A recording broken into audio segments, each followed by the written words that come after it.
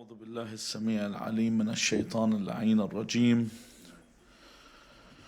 بفضل الله بسم الله الرحمن الرحيم. الحمد لله رب العالمين. الحمد لله والحمد حقه كما يستحقه حمدا كثيرا. الحمد لله الذي هدانا لهذا وما كنا لنهتدي لولا أن هدانا الله. اللهم لعن أول ظالم ظلم حق محمد وآل محمد وآخر تابع له على ذلك.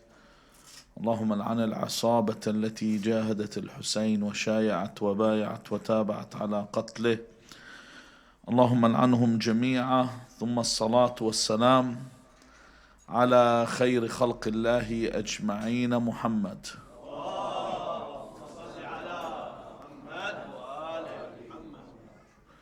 وعلى أهل بيت الطيبين الطاهرين واللعنة الدائمة على أعدائهم أجمعين إلى قيام يوم الدين.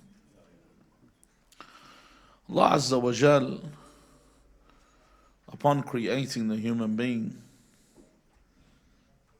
created for this human one mouth and two ears. In order for the human to give preference over listening than talking. So it's preferential for a human being to listen more and talk than to talk. That's why you find a person that wants to learn, a person that wants to understand, is a person that is attentive. And the best scholars are the ones that listen the most. If you see them in the lessons, in their seminaries, they are very quiet. They're not the outspoken ones. They're not the ones with an opinion. Every time the alim wants to speak, they're the ones that are quiet, and they're the ones that absorb. In fact, we are encouraged not to say everything that we know. Imam Amir al-Mu'mineen, salawatullahi wa salamu alayh, firstly he says, لا تقول ما لا تعلم. Firstly, do not say or speak about what you do not know. Then he says, on top of that, he says, بل لا تقول كل ما تعلم. In fact, do not say everything that you do know. See, sometimes people give an opinion on something they know nothing about. And you'll find this when someone asks a religious question. Everyone becomes a faqih. I remember once I was at the shrine of Abu Abdullah al-Hussein alayhi salam, and I was wearing an amama. When you wear an amama in the shrine or anywhere where they see you, they know that they can ask you a question. It's like when you're in the hospital, you see someone with a stethoscope, you know that they're a doctor. And you can ask them generally, I don't know, now you get people that aren't doctors wearing them, but generally the doctor's the one with the stethoscope. And you ask them the question. This person asked me a question on safar and prayer. I swear, 4 people responded before I could even speak. 4 people that don't even know who the guy is. They just wanted to give their opinion, and then they began to get into an argument over the responses. So I just kept walking. Because at this point, there's no point. Whatever you're going to give as a response will enter into the debate that they have. And this is what results when people speak when they don't know. Everything that you say will eventually come back to you. And it's better generally to be silent and have people praise you, rather than, you know, the proverb that they say it's better to be considered a fool and keep your mouth shut than open your mouth and remove all doubt. Sometimes people will say this person's quiet, you know, la'allahu, he doesn't know anything. It's better for people to think that you don't know anything than for you to speak and then people say, oh, fa'lan, this person doesn't know anything. Why should I put myself in such a predicament? Imam al-Baqir, salawatullahi wa salamu alayh, he says, إن الحكماء ورثوا الحكمة بالصمت. Al-Hukama are the people that have wisdom. When you hear the word someone that's hakim, it is someone that knows how to apply their knowledge. The wise men acquired their wisdom through silence. That they would actually listen to everything. In fact, when we look at Luqman al-Hakim,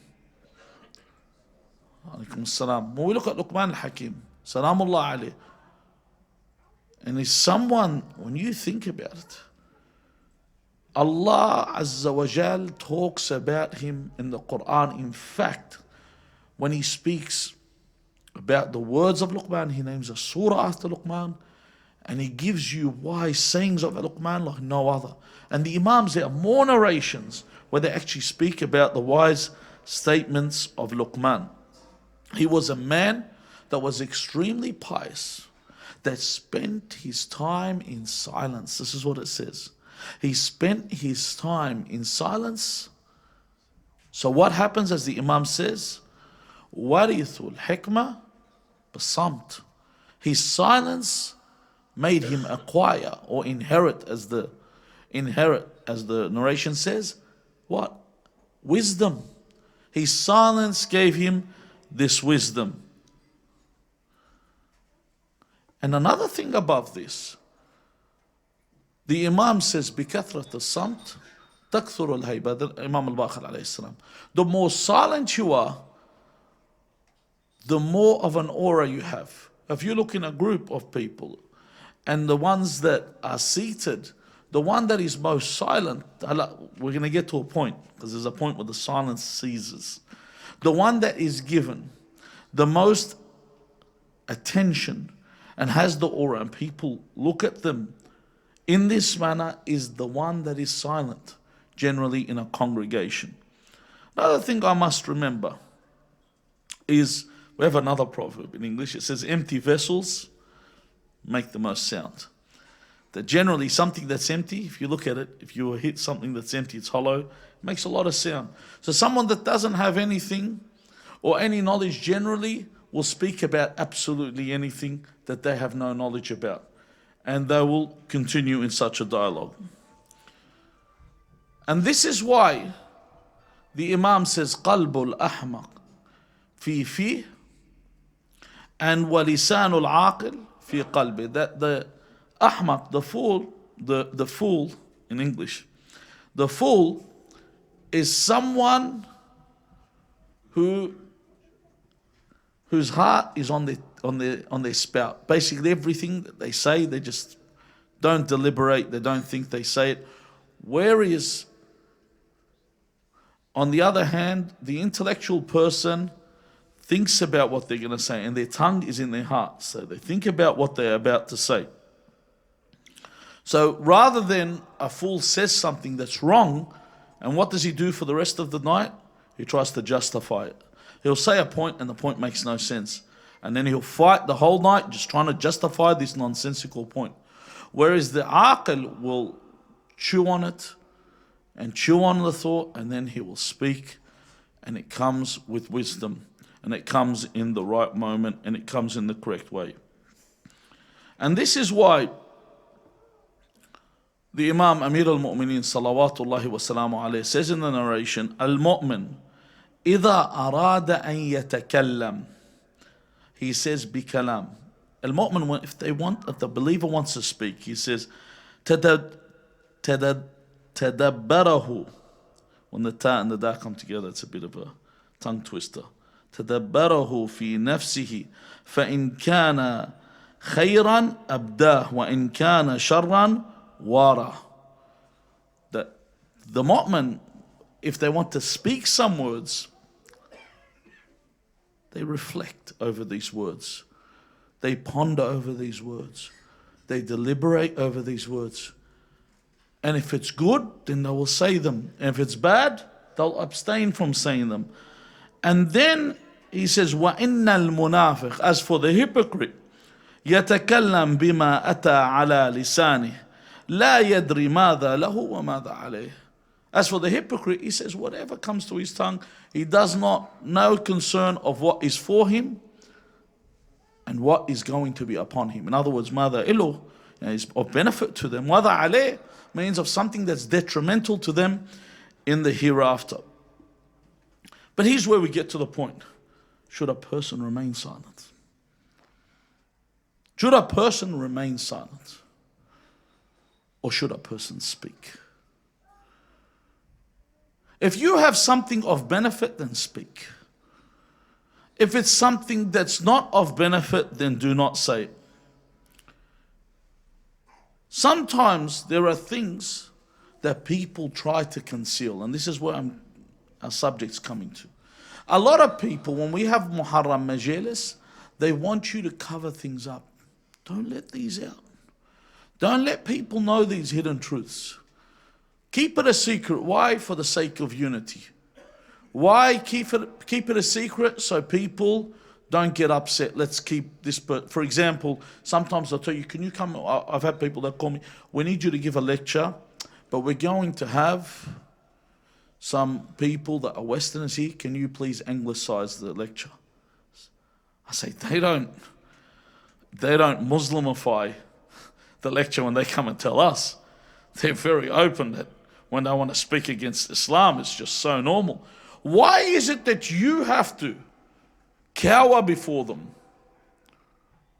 Why is it that I have to resist before them? Why is it that I have to remain silent? And sometimes you have to remain silent.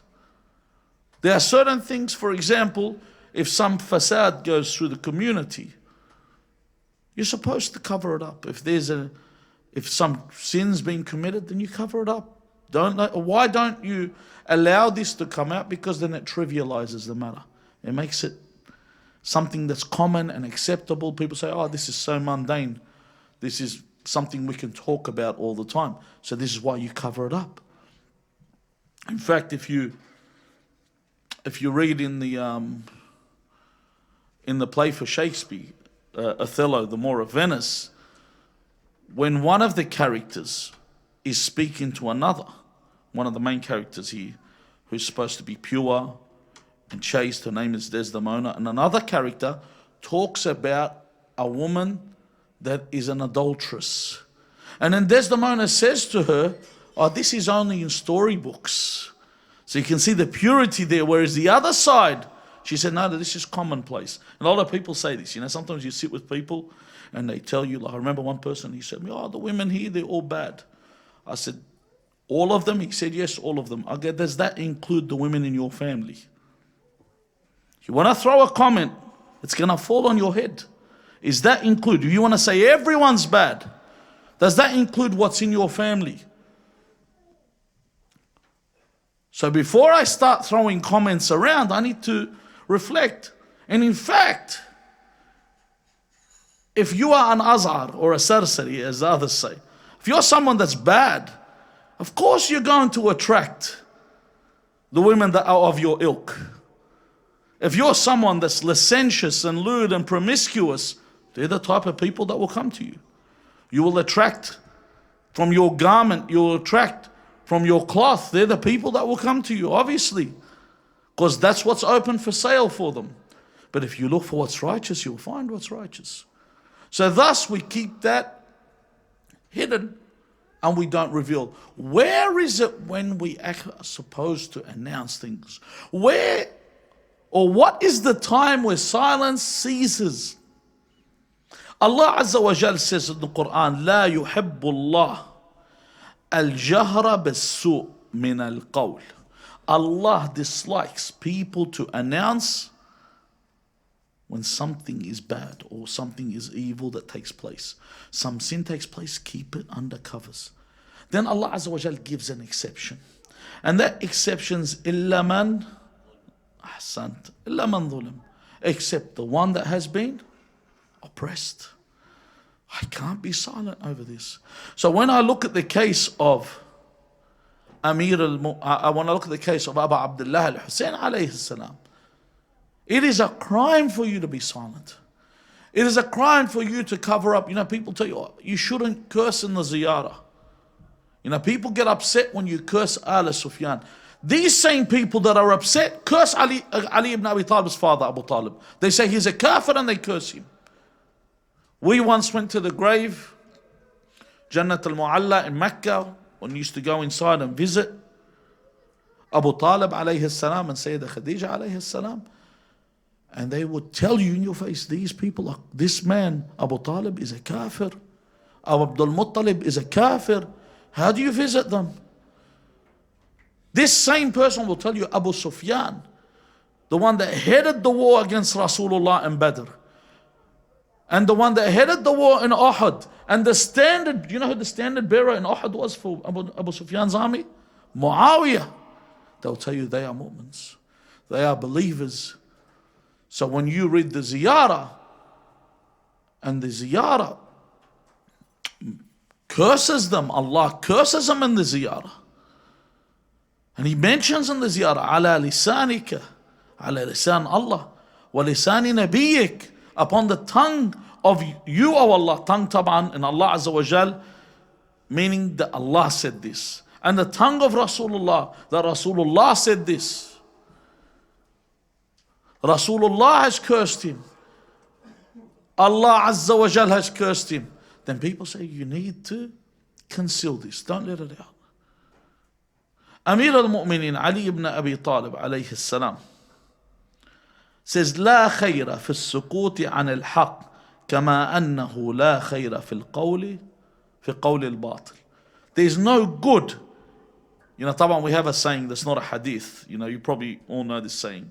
الساكت عن الحق شيطان أخرس. It's not even a hadith, but it goes by the one that is silent over what is right is a mute devil. It's not a hadith, but it's something that's congruent, and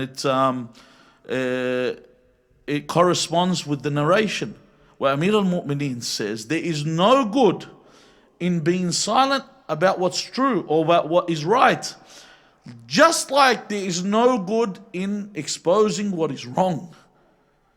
But here Allah Azza wa Jal differentiates in the verse. You speaking about sin that takes place is wrong, but you exposing oppression is right. It must be exposed, it must be known. And this is the reason upon this. Amir al-Mu'minin, in one of the sermons in Nahj al-Balagha, says, Innama. Listen to this. He says, Innama aqara. Yes, Innama aqara naqati thamud rajulun wahid. The one that hamstrung or killed the camel of Thamud was how many people? One person. Amir al-Mu'minin said one person killed him.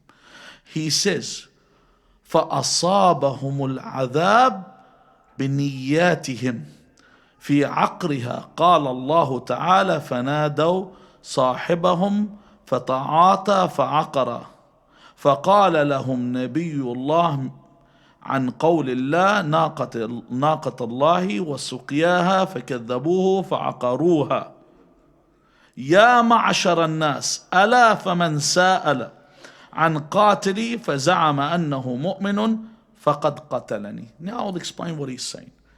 He mentions first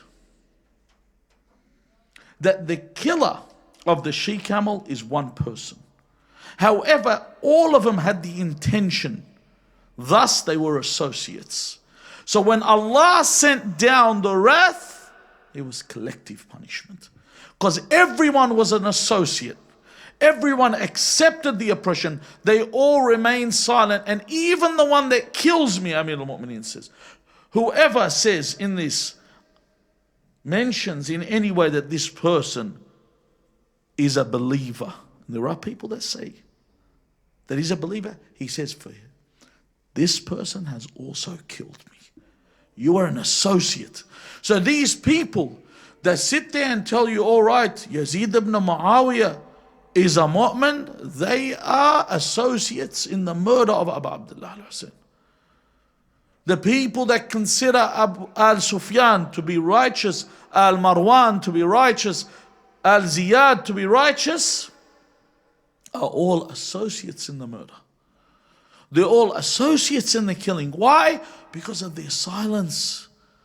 This is one of the biggest crimes. In fact, we are told that if a crime takes place anyway, say for example, you pick up the newspaper and you see a murder has taken place. If you do not even condemn this within your heart, you are an associate. You have to even condemn it within. This is wrong. A crime takes place. This is wrong. I have to condemn it. I have to see this is. I don't have to actually call the paper and say, listen, I'm here to condemn. No. I have to condemn it in the way that I'm capable to. If I'm able to do something about it, I do something about it. If I have the capability. If not, I cannot speak, I speak. If I can speak, I speak. If I cannot, then at least in my heart, I condemn it. My dear brothers and sisters, you are at a time today, and believe me, you won't always experience this. You never know where the world ends up.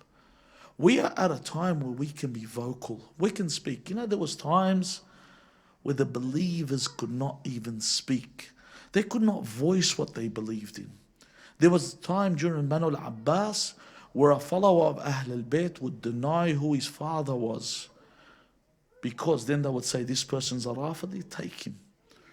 They would arrest them, they would torture them, they would kill them because of their love for Amir al-Mu'mineen. This is why if you find a lot of the Alawi sects, what were they originally? They were followers of Ahl al-Bayt.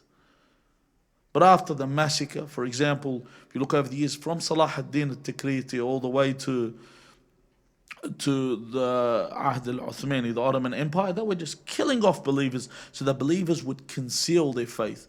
Even the first two Maraja that were killed in history, from Sheikh al-Mufid to now, the first two Maraja that were killed, Shahid al-Awwal, Shahid al-Thani, they were killed under the Ottoman Empire. They massacred the believers so that believers concealed their faith. That's why you'll find some believers, sometimes you find a Sayyid that's a Christian in some regions. Because of concealing their faith upon faith, then they live in a certain area and they've left their religion. Because of the oppression. This is what the oppression led to, because of the silence of the people. The people became silent. The people would not voice their problems. They would not stand up. There are people, my dear brothers and sisters, today that want to conceal what happened in Karbala. They want to make it silent. Let's not talk about, but this is the reason the Imam was martyred. Because the silence was deafening. People refused to speak about the oppression. So something big had to happen. A big example had to take place for this to occur, or for this tragedy to take place. Now, if we consider the life of Sayyida Zainab alayha salam. Sayyida Zainab alayha salam inherited her eloquence from her father Amir al-Mu'mineen Ali ibn Abi Talib. Sallu ala Muhammad wa ali Muhammad.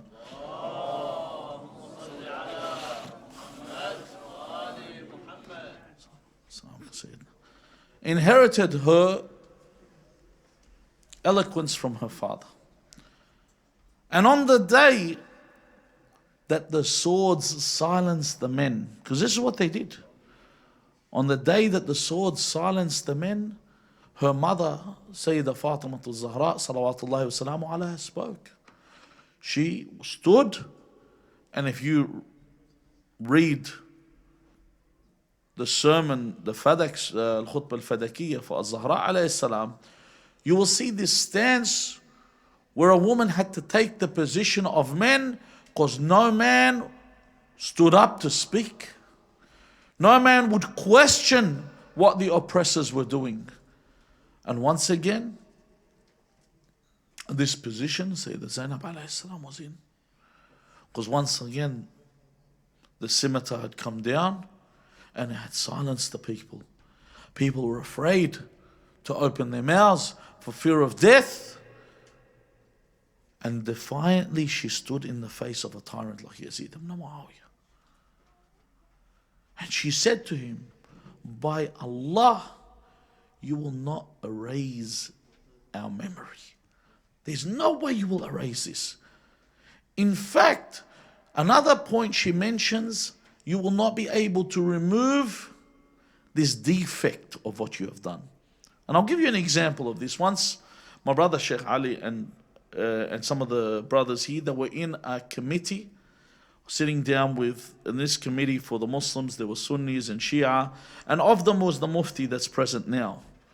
He said we were sitting down and they were trying to make some dialogue and, so we can find common grounds. Then one of the Sunnis that was present there said, but you need to stop cursing the Sahaba on the Manabir.